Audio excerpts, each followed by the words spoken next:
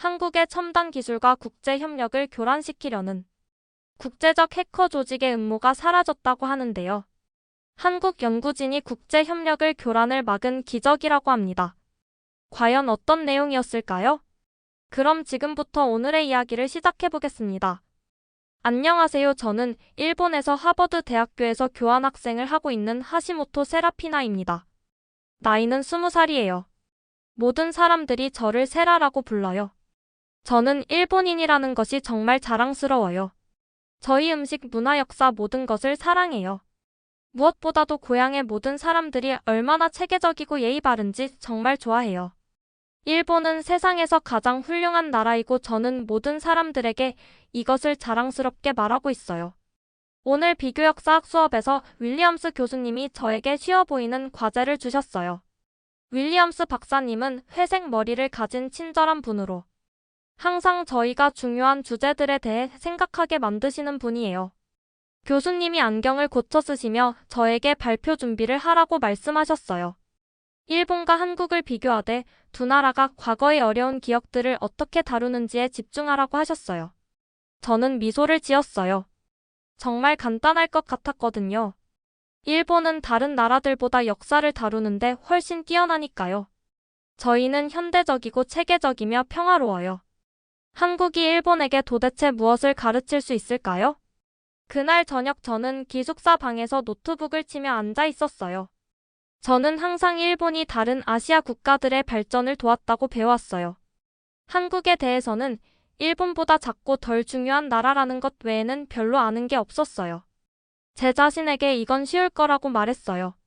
그냥 일본이 모든 면에서 더 뛰어나다는 것을 보여주면 되니까요. 그런데 도서관에서 누군가를 만났어요.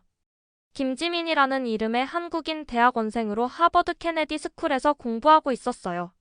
시민들이 어떻게 정부를 더 좋게 만들 수 있는지에 대한 박사학위 논문을 쓰고 있었어요. 밤늦은 시간이었어요. 제가 연구로 어려움을 겪고 있을 때 지민이 제 맞은편에 앉았어요. 지민이 완벽한 영어로 저에게 괜찮은지 좌절해 보인다고 물어봤어요. 저는 한숨을 쉬며 일본과 한국에 대해 글을 쓰고 있는데 한국에 대한 흥미로운 정보를 별로 찾을 수 없다고 일본이 모든 좋은 예시들을 다 가지고 있다고 말했어요. 저는 그녀가 화를 낼 거라고 예상했어요.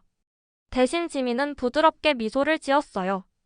지민이 제게 한국을 다르게 보도록 도와줄 수 있을 것 같다고. 내일 커피 한잔 하면서 이야기할 수 있는지 물어봤어요. 저는 놀랐어요. 왜 그녀가 저를 도와주고 싶어 할까요? 다음 날 저희는 캠퍼스 근처의 커피숍에서 만났어요. 지민이 자신의 친구인 올리버 그랜트를 데려왔는데 조용한 영국인 학생으로 데이터와 숫자에 정말 능한 사람이었어요. 다른 사람들이 놓치는 사실들을 찾는 재능이 있었어요. 지민이 라테를 저으며 제게 한국에 대해 아는 것을 말해보라고 했어요. 저는 조심스럽게 한국이 민주주의와 관련해서 문제가 있었다는 것, 일본만큼 발전하지 못했다는 것, 일본은 오랫동안 평화롭고 민주적이었다는 것을 알고 있다고 말했어요. 올리버와 지민이 서로를 바라보았어요. 그들이 제가 뭔가 중요한 것을 놓치고 있다고 생각한다는 것을 알 수 있었어요. 지민이 천천히 한국이 현대사에서 가장 놀라운 민주적 변화 중 하나를 겪었고 수백만 명의 평범한 사람들이 그것을 이루어냈다고 말한다면 어떨 것 같은지 물어봤어요. 저는 그녀를 빤히 바라보며 정말인지 물어봤어요. 올리버가 정말이라고 데이터가 한국 시민들이 어떻게 자신들의 나라를 바꾸었는지에 대해 믿을 수 없는 것들을 보여준다고 보고 싶은지 물어봤어요. 저희가 이야기하면서 저는 불편함을 느꼈어요. 제가 알고 있다고 생각했던 모든 것이 도전받고 있었거든요. 하지만 동시에 호기심도 생겼어요. 그들이 너무나 자신 있고 똑똑해 보였거든요. 그날 밤 저는 잠을 잘 수 없었어요. 그들이 말했던 것들을 계속 생각하게 됐어요. 아마도 한국에는 제가 깨달았던 것보다 더 많은 것이 있을지도 몰라요. 아마도 제 발표는 제가 생각했던 것만큼 간단하지 않을지도 몰라요. 저는 진실을 찾으려는 제 탐구가 제 자신의 나라에 대해 믿고 있던 모든 것을 시험에 들게 하고 제 인생을 영원히 바꿀 미스터리로 이끌어갈 것이라는 사실을 전혀 몰랐어요. 다음 주에 윌리엄스 박사님이 저희 반을 보스턴 미술관으로 견학을 데려가셨어요. 그곳에서는 일본과 한국의 현대 미술을 비교하는 특별 전시가 열리고 있었어요. 지난 한 세기 동안 두 나라가 어떻게 변화했는지를 보여주는 전시였어요. 저는 먼저 일본 섹션을 둘러보며 아름다운 그림과 조각상들을 보면서 자랑스러움을 느꼈어요. 설명들은 2차 대전 이후 일본의 급속한 현대화와 평화로운 발전에 대해 이야기하고 있었어요. 제 옆을 걷고 있던 지민에게 저는 속삭이며 일본이 얼마나 선진적인지에 대해 제가 말한 것을 정확히 보여준다고 말했어요. 하지만 한국 섹션으로 이동했을 때 저는 놀랐어요. 그 예술 작품들은 강렬하고 감정적이었어요. 투쟁, 희망 그리고 놀라운 변화의 이야기들을 보여주고 있었어요. 학생들이 시위하는 모습, 전쟁으로 헤어진 가족들, 그리고 민주주의와 자유를 축하하는 장면들의 그림이 있었어요. 저는 평화로운 시위에서 수천 명의 사람들이 촛불을 들고 있는 그림을 바라보며 정말 아름답다고 인정했어요. 지민이 그것은 2016년의 모습이라고 설명했어요. 수백만 명의 한국인들이 몇 달 동안 매주 말마다 모였고 촛불을 들고 부패한 대통령이 사임하기를 요구했다고 했어요. 그리고 그것이 실제로 효과가 있었다고, 그녀가 평화롭게 대통령직에서 물러났다고 말했어요. 저는 충격을 받았어요. 수백만 명이 참여했는데 평화롭게 해냈다는 거예요? 올리버가 태블릿을 꺼내며 그게 전부가 아니라고 말했어요. 자신이 수치들을 조사해봤는데 한국이 현대사에서 가장 성공적인 평화적 시위들 중 일부를 가지고 있다고 했어요. 한국의 시민들이 폭력이 아닌 민주주의를 통해 실제로 정부를 바꾸었다고 설명했어요. 저희가 전시를 계속 둘러보면서 저는 이상한 것을 발견했어요. 일본 섹션에서는 역사의 일부 시기들이 빠져 있는 것 같았어요. 설명들이 1900년대 초반에서 2차 대전 이후로 건너뛰고 있었어요. 그 사이에 무슨 일이 일어났는지에 대해서는 별로 설명하지 않았어요. 저는 올리버에게 조용히 이 섹션이 왜 전쟁 시기에 대해 이야기하지 않는지 물어봤어요. 올리버가 전시물을 더 자세히 보면서 이상하다고 말했어요. 이 시대에 대한 대부분의 박물관 전시들은 더 많은 맥락을 포함할 텐데 말이에요. 지민이 1910년대-1940년대 동안의 지역 협력을 언급한 작은 명판을 가리켰어요. 매우 모호했죠. 지민이 조심스럽게 그것이 매우 어려운 시기를 부드럽게 표현하는 방식이라고 말했어요. 저는 혼란스러웠어요. 저는 항상 일본이 다른 아시아 국가들의 발전을 도왔다고 배워왔는데 박물관에서 묘사하는 방식은 불완전해 보였어요. 그날 저녁 더욱 이상한 일이 일어났어요. 올리버가 저희 연구 프로젝트를 위해 사진을 찍으러 박물관에 다시 갔어요. 그가 돌아왔을 때 그는 당황한 표정이었어요.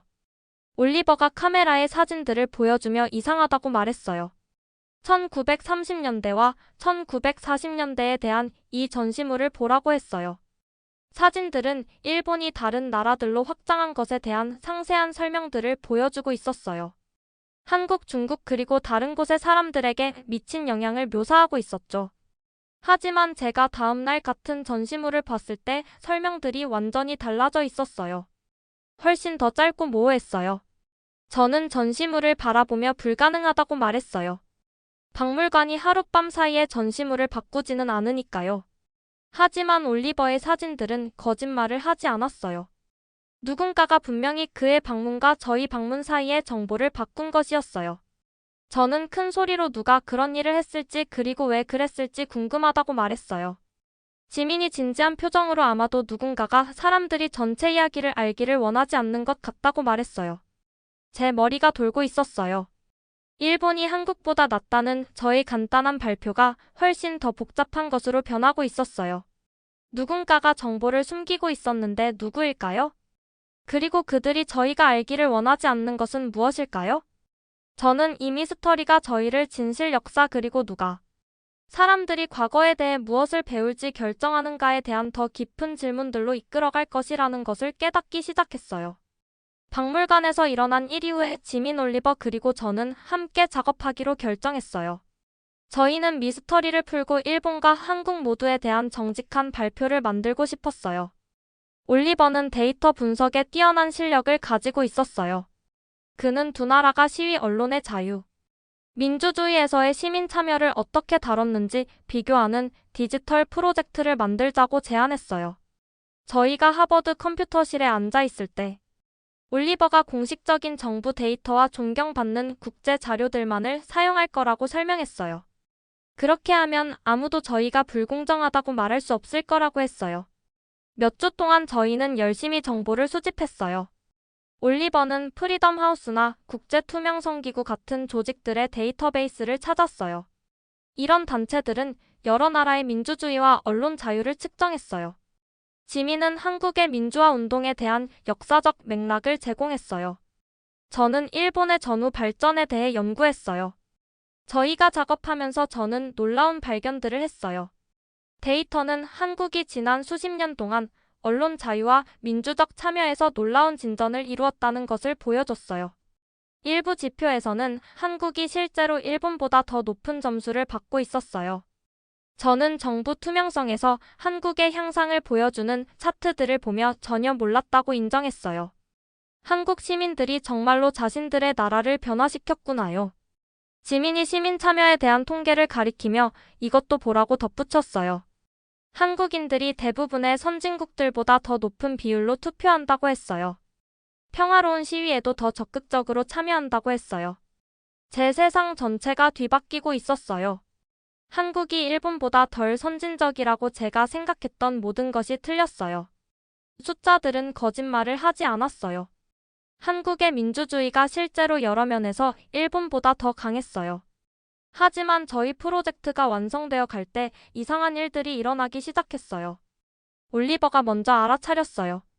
올리버가 컴퓨터를 클릭하며 이상하다고 중얼거렸어요. 일본 정부의 투명성 보고서로 연결되는 링크가 더 이상 작동하지 않는다고 했어요. 제가 다른 링크를 시도해보자고 제안했지만 그 링크도 깨져 있었어요. 다음 며칠 동안 점점 더 많은 저희 자료들이 사라졌어요. 완벽하게 작동하던 웹사이트들이 갑자기 446 페이지를 찾을 수 없습니다. 라는 메시지를 보여줬어요. 올리버가 불과 며칠 전에 다운받았던 학술 논문들도 더 이상 온라인에서 이용할 수 없었어요. 올리버가 이마에 주름을 잡으며 걱정스럽게 이것은 우연일 수 없다고 말했어요. 이렇게 많은 링크들이 한꺼번에 깨지는 것을 본 적이 없다고 했어요. 저는 등골이 오싹해지는 느낌이 들었어요. 누군가가 의도적으로 정보를 제거하고 있었어요. 하지만 누가? 그리고 왜? 그런데 상황은 더욱 심각해졌어요. 올리버의 노트북이 이상하게 작동하기 시작했어요. 파일들이 저절로 열렸어요. 인터넷 브라우저가 예기치 않게 닫혔어요. 기술에 능한 그의 룸메이트가 살펴보고 놀라운 것을 발견했어요. 룸메이트가 얼굴이 창백해진 채로 누군가가 올리버의 컴퓨터에 원격으로 접근하려고 시도해왔다고 말했어요. 어떤 종류의 감시 소프트웨어가 설치되어 있다고 했어요. 제 심장이 빨리 뛰기 시작했어요. 누군가가 저희를 지켜보고 있었다고요? 저희 연구를 감시하고 있었다고요? 올리버는 즉시 저희 연구 자료를 모두 백업하고 노트북을 깨끗하게 지웠어요. 하지만 그 상황이 우려스러웠어요. 누군가가 분명히 저희 프로젝트를 막으려고 하고 있었어요. 저는 걱정스러운 회의 중 하나에서 손을 떨며 누가 사람들이 이런 정보를 배우는 것을 막으려고 할 것인지 물어봤어요. 지민이 신중하게 아마도 사람들이 전체 진실을 모를 때 이익을 보는 누군가일 것이라고 대답했어요. 저는 이것에 대해 생각해봤어요. 누가 사람들이 한국의 성공적인 민주주의에 대해 모르는 것으로부터 이익을 볼까요? 누가 한국 시민들이 여러 번에 걸쳐 평화롭게 정부를 바꿨다는 사실을 숨기고 싶어 할까요? 장애물들에도 불구하고 저희는 포기하기를 거부했어요. 올리버는 자신의 기술을 이용해서 삭제된 자료들의 보관된 버전들을 찾았어요. 지민은 백업 자료를 제공할 수 있는 연구자들의 네트워크에 연락했어요. 저는 새로운 결심을 가지고 누군가가 저희를 막으려고 이렇게 열심히 노력한다면 저희가 하고 있는 일이 정말 중요한 것임에 틀림없다고 말했어요. 저는 진실을 추구하는 것이 항상 쉽거나 안전하지는 않다는 것을 이해하기 시작했어요. 때때로 권력 있는 사람들은 특정한 이야기들이 알려지지 않을 때를 선호했어요. 하지만 저는 제 자신에 대해서도 다른 것을 발견하고 있었어요. 일본이 한국보다 우월하다는 저의 예전 믿음을 보호하는 것보다 진실을 찾는 것을 더 중요하게 생각했어요. 증거는 압도적이었어요. 한국은 놀라운 것을 성취해냈어요. 시민들이 부패한 지도자들을 평화롭게 물러나게 할 수 있는 진정한 민주주의를요. 한편 어떤 사람들은 다른 사람들이 이야기를 배우지 못하도록 하기 위해 매우 열심히 일하고 있었어요. 저는 친구들에게 계속 가야 한다고 말했어요. 사람들은 진실을 알 권리가 있어요. 하지만 저는 진실을 향한 저희의 탐구가 얼마나 위험해질지 전혀 몰랐어요. 권력 있는 누군가가 저희 연구가 사라지기를 원했어요. 그리고 그들은 그것을 실현하기 위해 많은 노력을 기울일 의향이 있었어요. 그날 밤 기숙사로 돌아가면서 저는 저희가 감시당하고 있다는 느낌을 떨쳐버릴 수 없었어요. 모든 그림자가 위협적으로 보였어요. 저희 뒤의 모든 발소리가 저를 뒤돌아보게 만들었어요. 저는 지민에게 속삭이며 저희가 정말 위험에 처해 있는지 물어봤어요. 지민이 대답하기 전에 불안하게 주위를 둘러보았어요. 모르겠다고 하지만 곧 알게 될 것 같다고 말했어요. 저희 셋은 정직한 정보를 향한 탐구가 예상하지 못했던 방식으로 저희의 용기를 시험하게 될 것이라는 것을 배우려고 하고 있었어요. 저희의 디지털 장애물들이 더 심해지면서 지민이 누구든지 삭제하거나 조작하기 더 어려운 것에 집중하자고 제안했어요. 바로 실제 사람들의 이야기였어요. 지민이 노트북에서 동영상들을 켜며 제 인생을 바꾼 것을 보여주고 싶다고 말했어요. 이것들은 2016년과 2017년에 수백만 명의 한국 시민들이 매주 말마다 평화로운 시위를 했던 때의 영상이라고 했어요. 저는 화면이 촛불을 든 거대한 군중들의 이미지로 가득 차는 것을 보며 놀랐어요. 그들은 노래를 부르며 정부에게 평화롭게 변화를 요구하고 있었어요. 아이들과 함께 온 가족들, 휠체어에 앉은 어르신들, 학생들, 그리고 노동자들이 있었어요. 모두가 자신들의 나라를 더 좋게 만들 수 있다는 믿음으로 하나가 되어 있었어요. 지민이 이것들을 촛불 집회라고 부른다고 설명했어요. 몇 달 동안 매주 토요일마다 사람들이 서울 시내 중심가에 모였다고 했어요. 그들은 폭력적이거나 화가 난 게 아니라 희망에 차 있었다고 했어요. 제목이 매는 느낌이 들면서 저는 그것을 지켜봤어요. 이런 것은 한 번도 본 적이 없었어요. 군중들이 너무나 평화롭고 의지가 확고해 보였어요. 저는 진심으로 궁금해하며 그것이 실제로 효과가 있었는지 물어봤어요. 지민이 부패한 대통령이 대통령직에서 물러났다고 대답했어요. 그리고 나서 새로운 정부를 선출했다고, 모든 것이 민주적 절차를 통해 모든 것이 평화롭게 이루어졌다고 했어요. 올리버는 저희가 이야기하는 동안 조용히 연구를 하고 있었어요. 그가 태블릿으로 그래프들을 보여주며 숫자들이 믿을 수 없을 정도라고 말했어요. 이 시위들에 총 1,700만 명 이상이 참여했는데 이는 한국 전체 인구의 약 3분의 1이라고 했어요. 그리고 체포나 폭력은 거의 없었다고 했어요. 저는 믿을 수 없다는 표정으로 데이터를 바라봤어요. 전체 국가의 3분의 1이 참여했다고요? 지민이 그것도 가장 놀라운 부분이 아니라고 계속했어요. 시위가 성공한 후에도 한국인들은 적극적인 시민이 되는 것을 멈추지 않았다고 했어요. 투표율이 올라갔고 더 많은 젊은 사람들이 공직에 출마했으며 시민단체들이 더 강해졌다고 했어요. 한국의 민주적 성공에 대해 더 많이 알게 되면서 저는 제 자신의 나라에 대해 불편한 감정을 느끼기 시작했어요. 제 배에 무거운 느낌이 자리 잡았어요. 저는 조용히 일본에서 비슷한 시민운동들에 대해 제가 왜 모르는지 물어봤어요. 올리버와 지민이 서로를 바라봤어요. 그들도 같은 것을 궁금해하고 있었어요. 지민이 부드럽게, 아마도 다른 나라들이 시민 참여와 언론의 자유를 다루는 다른 방식들을 가지고 있기 때문일 것이라고 제안했어요. 그날 저녁 저는 이 프로젝트를 시작한 이후 처음으로 도쿄에 있는 부모님께 전화를 드렸어요. 전화를 걸 때 제 손이 떨리고 있었어요. 저는 어머니께 한국의 촛불 시위에 대해 알고 계시는지 물어봤어요. 어머니가 잠시 멈추셨어요. 한국의 정치적 문제에 대해 뭔가 들은 것 같지만 자세한 내용은 모른다고 왜 그러는지 물어보셨어요. 저는 최근에 일본에서 대규모 시민 시위가 있었는지 물어봤어요. 또 다른 침묵이 있었어요. 어머니가 세라는 일본 사람들이 조용히 그리고 적절한 경로를 통해 문제를 해결하는 것을 선호한다는 것을 안다고 말씀하셨어요. 다른 나라들처럼 거리에서 시위할 필요가 없다고 하셨어요. 전화를 끊은 후 저는 마음이 불편했어요. 일본의 조용한 접근 방식이 정말 더 나은 걸까요? 아니면 일본 시민들이 정부를 자신들의 필요에 더 잘 반응하도록 만들 기회들을 놓치고 있는 걸까요? 저는 일본의 시민사회에 대해 연구하기 시작했고 놀라운 정보를 발견했어요. 일본이 정말로 평화롭고 안정적이긴 했지만 시민들이 한국인들보다 훨씬 낮은 비율로 민주주의에 참여했어요. 특히 일본의 젊은 사람들은 정치와 시민 참여로부터 단절되어 보였어요. 숫자들이 충격적이었어요. 일본의 투표율이 한국보다 훨씬 낮았어요. 시민단체에 가입하거나 지역사회 활동에 참여하는 일본 젊은이들도 더 적었어요.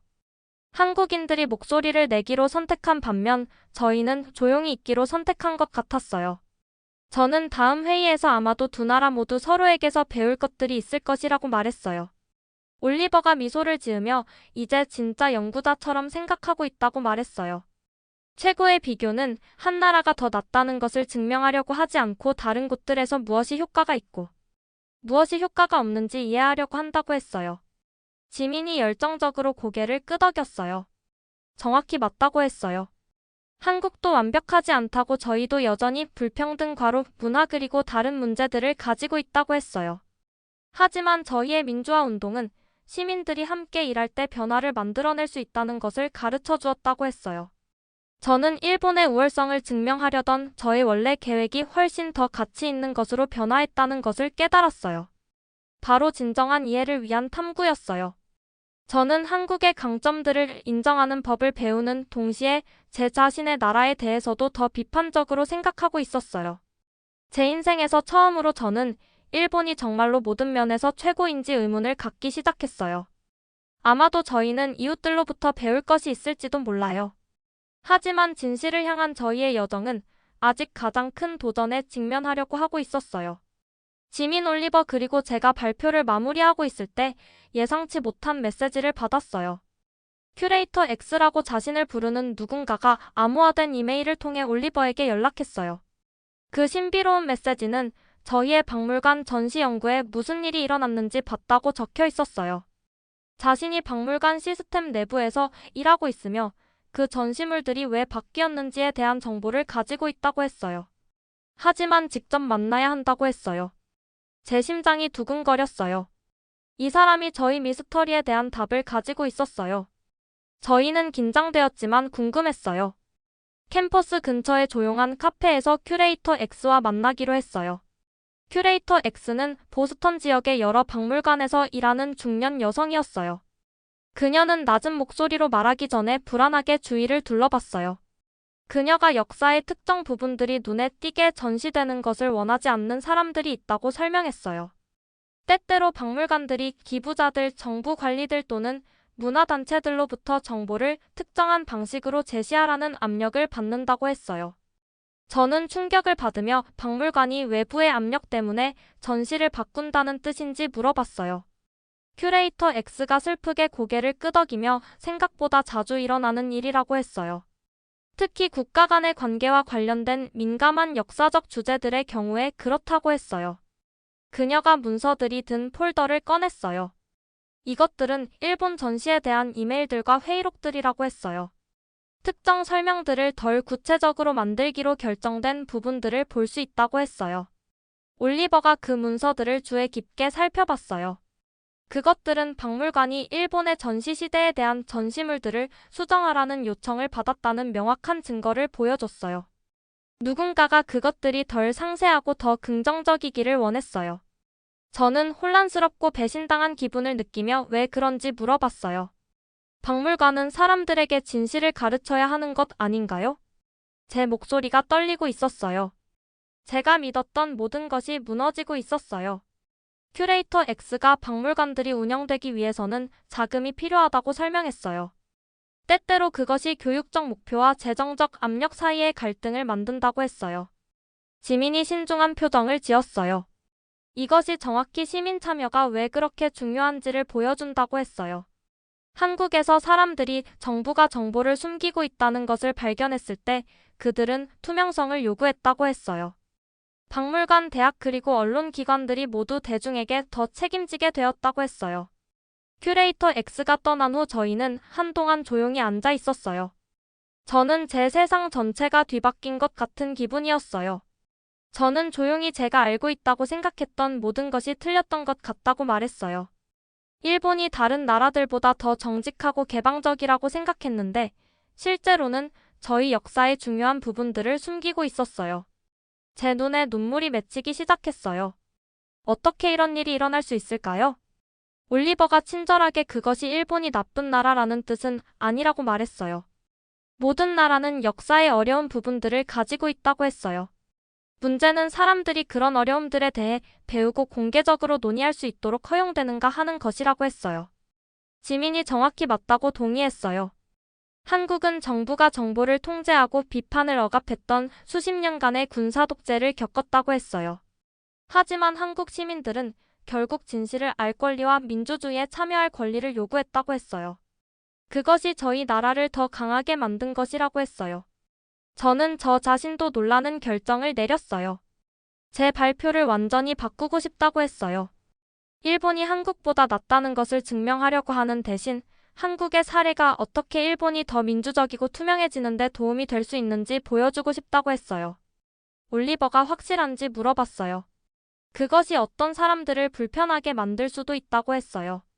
저는 새로운 확신을 가지고 확실하다고 대답했어요. 한국 시민들이 정부로부터 진실과 변화를 요구할 용기를 찾을 수 있었다면 저도 사람들이 듣고 싶어 하지 않을 수도 있더라도 제가 배운 것을 나눌 용기를 찾을 수 있다고 했어요. 다음 주에 저는 윌리엄스 박사님의 수업에서 발표를 했어요. 시작할 때는 손이 떨렸지만 말하면서 제 목소리가 더 강해졌어요. 저는 한국의 놀라운 민주적 변화에 대해 이야기했어요. 수백만 명의 시민들이 어떻게 함께 일해서 정부를 더 책임지게 만들었는지 설명했어요. 또한 이 사례가 일본을 포함한 다른 나라들에게 시민 참여와 정부 투명성을 증대시키도록 어떻게 영감을 줄 수 있는지에 대해서도 논의했어요. 제 일본인 그부들 중 일부는 처음에 화가 났지만 저는 침착하게 제가 찾은 증거들을 공유했어요. 자신의 나라를 사랑한다는 것은 그것이 완벽하다고 가정하는 것이 아니라 그것을 더 좋게 만들기 위해 노력하는 것이라고 설명했어요. 발표 후에 윌리엄스 박사님이 자랑스럽게 미소를 지으셨어요.